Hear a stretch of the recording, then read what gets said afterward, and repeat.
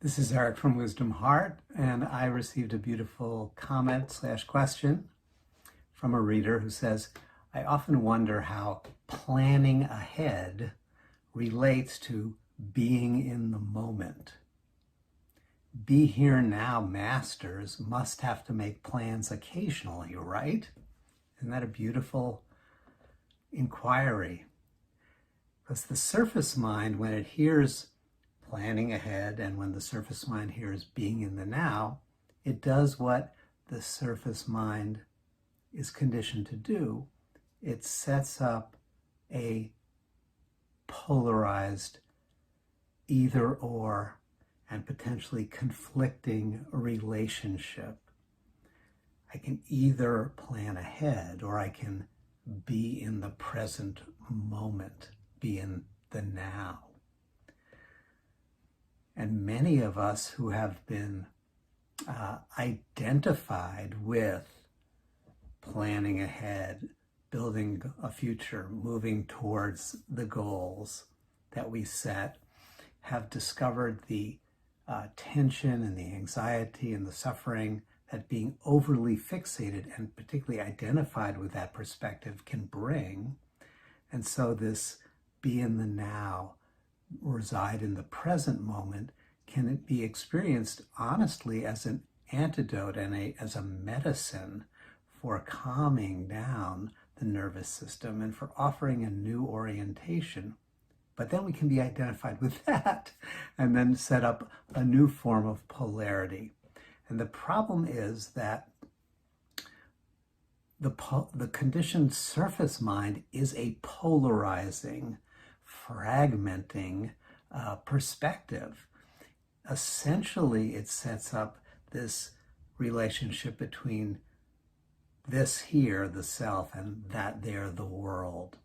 And the world takes on the form so often of being threatening, being challenging, being overwhelming, being uncontrollable. And so planning from this perspective becomes a strategy for self-protection and for control. Unfortunately, it's an endless struggle because the dichotomy is a false one. We're not separate from life. We're part of life. And we can't be separated. We are embedded. We are interwoven. We are part of the sacred web of existence. And so we shift as we move on to the awakening path from experiencing polarization, either orness, to recognizing that the path of life, in truth, the awakening path, which is what life is paved with paradoxes, not with polarized opposites. And the awakening consciousness lives more and more fully, more and more comfortably in that domain of endless paradoxes, both and. The awakening consciousness abides in the both andness, the apparent conflict, which is at a deeper level, a generative paradox in which there is no conflict between planning ahead and being in the now. So the awakening consciousness, for that perspective, from that relationship with life, it recodes the relationship from one being a threat to life being the teacher, life being the guru, the ultimate remover of darkness, that is unconditionally supportive and endlessly inclined towards facilitating our awakening, the fulfillment of our deepest dream, of our true fulfillment. So the support is always coming. The support is always present, relentlessly, patiently, persistently, ever presently. But how can we open to this unconditional support? How can we experience and receive the transmission of the great teacher? We do that in the now. So this is the shift. We do that in the now. We shift attention into the openness of the present moment. And in that openness, we meet life in an uncontrived and undefended way so that we can receive the message of completeness that is encoded inherently in every present moment, the message that nothing is missing. There's nothing to gain and there's nothing to protect as the barriers of our awakening heart dissolve and we become more and more intimate with the heart message of life itself. And as we become more and more abiding in the presence of that inherent completeness, in the nothing's missingness of existence, another paradox is revealed. And this is the paradox that while the completeness of life is discovered or rediscovered in the now moment, in the present, that completeness, that grace is expressed in the movement of time. So we realize inherent wholeness in the timeless present, and we embody and express that wholeness in time.